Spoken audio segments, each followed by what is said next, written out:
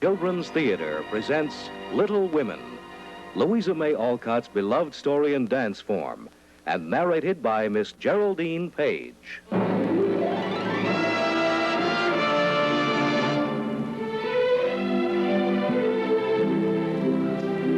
It isn't easy for a family when one of its members has to go away. I know because it happened to us.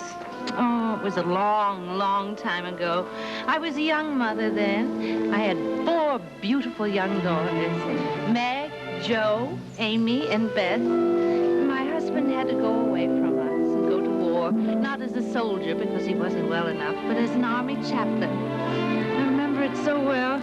It was a December day, not long before Christmas. Times were hard. We had very little money, and certainly none to spend on Christmas gifts. But the girls wanted to give their father something to take with him, so each one made a present that would remind him of her. Jo, who dearly loved to write, composed a poem and a promise for her gift. The latter seemed harder to Jo than fighting the war, for it was a promise to keep her temper. Amy, who liked nothing better than drawing, painted a portrait of our family cat. She knew her father would be delighted, unlike her teacher, who complained that instead of writing, Amy drew animals all over her slate. And poor Meg, she sewed a fine scarf for Father. I'm sure she felt our poverty most of all because she loved beautiful things and could remember a time when we'd been able to buy them. And dear, shy Beth, her entire world was her cat, our family, and her music. In saying goodbye to Father, she gave up so much. She told about it in the song she wrote for her gift. We all felt like crying that day, but determined to say goodbye with dry eyes and smiling faces so that Father could leave feeling prouder than ever of his little women.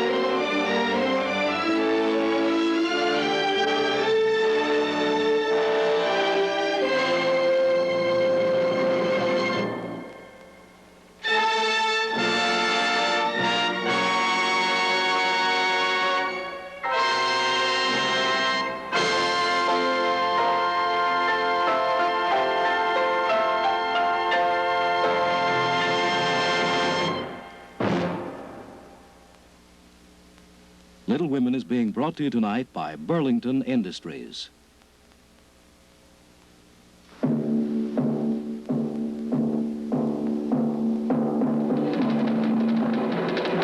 it's anything to do with fabric, we do it at Burlington, and we do more of it than anyone in the world.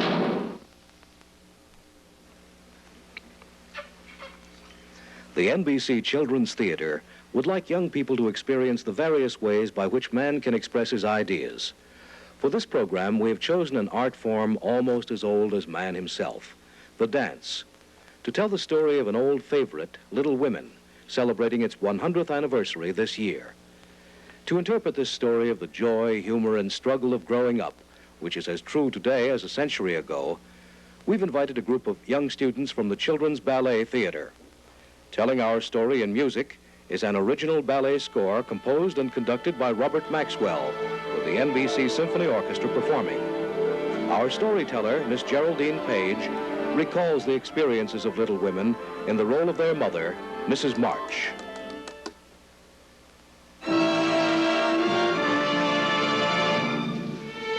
I'm sure you've noticed there are times when we think, I don't know how I'll manage. But that's how we felt, my girls and I, when we had to face Christmas alone. I remember Jo saying, Christmas won't be Christmas without Father and presents. But somehow we did manage, as we always seem to do.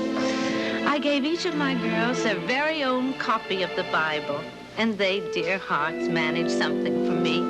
Then we became so involved in the ceremonies and charities of Christmas, we forgot ourselves. When I told my hungry little girls on Christmas morning about a truly poor family with a new baby, no food, no firewood, they merrily gave away their breakfast feast to the poor folks and contented themselves later with bread and milk.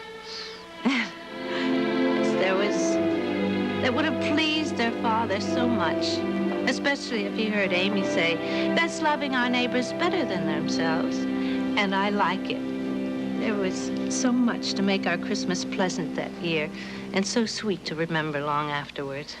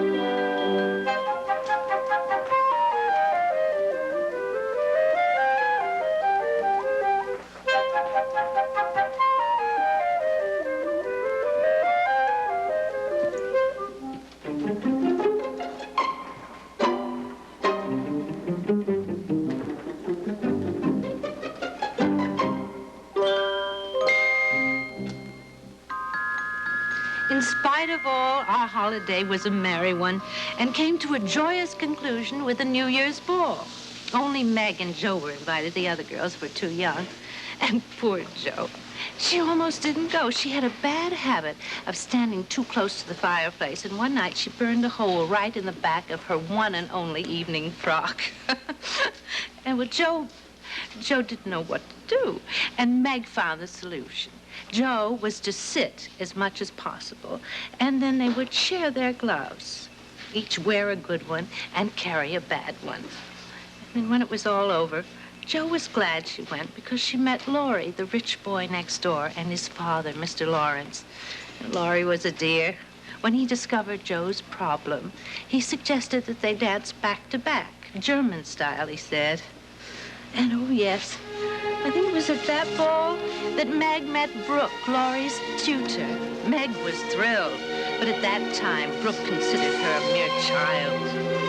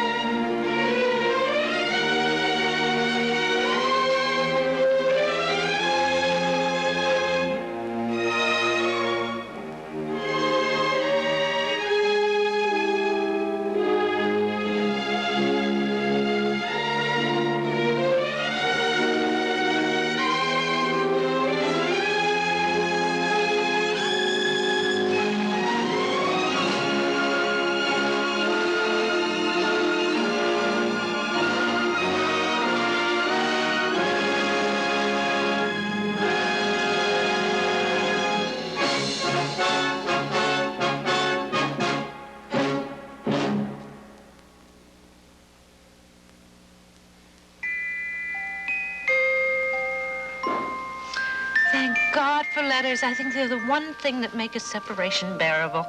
I remember whenever we got a letter from Father, it elated us so that the whole rest of the day went perfectly, no matter how it had started.